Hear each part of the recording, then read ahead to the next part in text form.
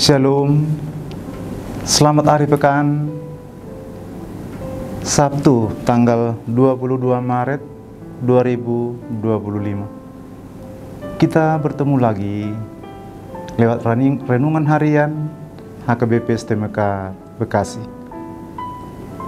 Selamat pagi saudaraku. Biarlah damai sejahtera dan kasih Allah Bapa menyertai kita semua di dalam Kristus Yesus Tuhan kita. Amin. Saudara yang diberkati Tuhan, hari ini kita boleh mendengarkan firman Tuhan yang diangkat dari kitab atau Injil Lukas pasal 18 ayat yang ke-31. Ini kebenaran firman Tuhan. Yesus memanggil ke-12 murid-Nya, lalu berkata kepada mereka, "Sekarang kita pergi ke Yerusalem, dan segala sesuatu yang ditulis oleh para nabi mengenai Anak Manusia akan digenapi." Saudaraku yang dikasihi Tuhan, waktu yang tepat bisa jadi merupakan salah satu faktor penting agar sebuah tindakan boleh berhasil. Terkadang dalam pekerjaan dan tugas pelayanan, bahkan di dunia bisnis pun, saat seseorang ingin membuat kejutan, sejatinya dibutuhkan waktu yang tepat agar rencana bisa berjalan dengan sukses, berjalan sesuai dengan apa yang diharapkan. Demikian juga saudara dengan Tuhan Yesus dalam misi menyelamatkan umat manusia dari dosa.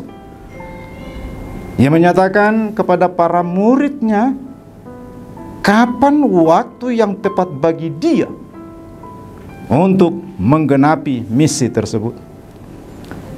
Saudaraku, Tuhan bukanlah yang tinggi di awang-awang atau yang jauh tak kita rasakan. Dia sungguh dekat, saudaraku, dan Dia berkuasa dalam hidup kita. Kalau kepada para murid, Tuhan Yesus menyatakan apa yang akan terjadi kepadanya sebentar lagi.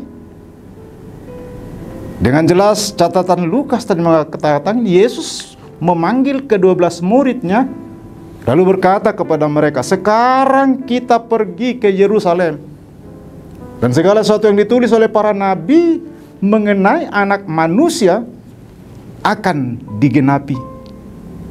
Sebab Ia akan diserahkan kepada bangsa-bangsa yang tidak mengenal Allah, diolok-olok, dihina, dan diludahi. Mereka menyesah dan membunuh Dia. Dan pada hari yang ketiga Ia akan bangkit." Nubuatan tentang Dia memang harus digenapi. Dia menjadi juru selamat manusia di tengah pengorbanannya dan bangkit pada hari yang ketiga. Dari jalan penderitaan yang Dia pilih dan putuskan untuk menyelamatkan dunia ini. Namun sayangnya para murid tidak memahami jalan itu. Kalau kita baca ayat 34, akan tetapi mereka sama sekali tidak mengerti semuanya itu. Arti perkataan Yesus yang sungguh tersembunyi bagi mereka. Dan mereka, saudara, tidak tahu apa yang Yesus maksudkan.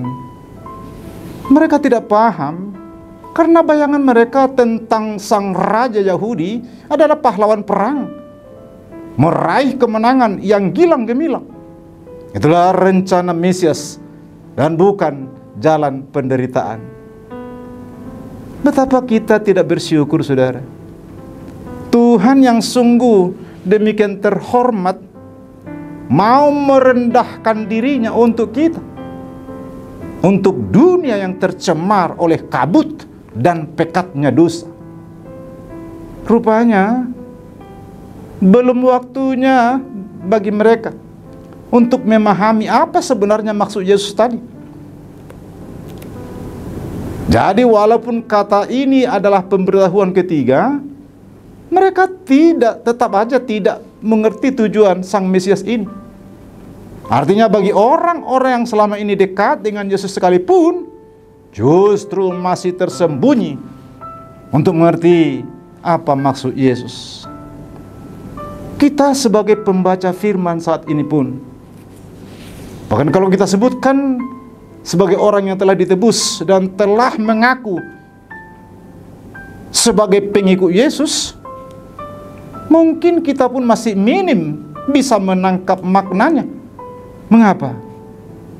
Karena peristiwa yang dialami langsung oleh Yesus di Yerusalem adalah benar-benar di luar nalar dan logika berpikir manusia. Menurut para murid, hendaknya peristiwa itu, saudaraku, tidak terjadi kepada Yesus.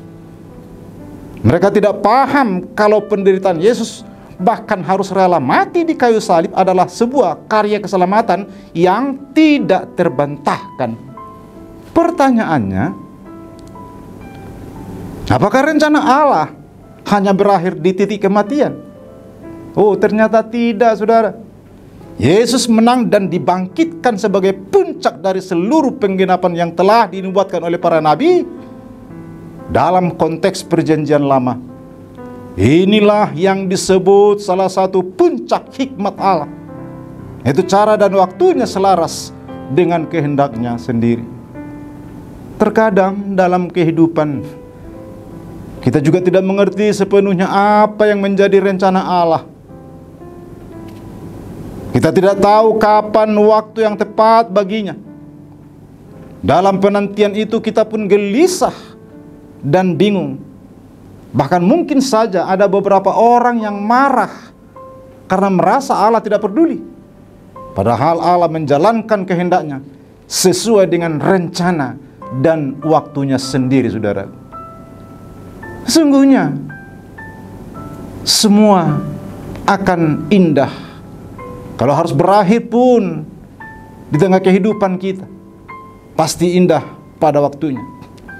Hanya satu yang kita butuhkan, yaitu terus berserah penuh pengharapan kepadanya dalam menjalani lika-liku kehidupan ini. Hendaklah kita, saudaraku, senantiasa memohon pertolongan Tuhan agar dapat terus beriman dalam menikmati janjinya. Tergenapi sudah. Inilah saat yang tepat. Amin.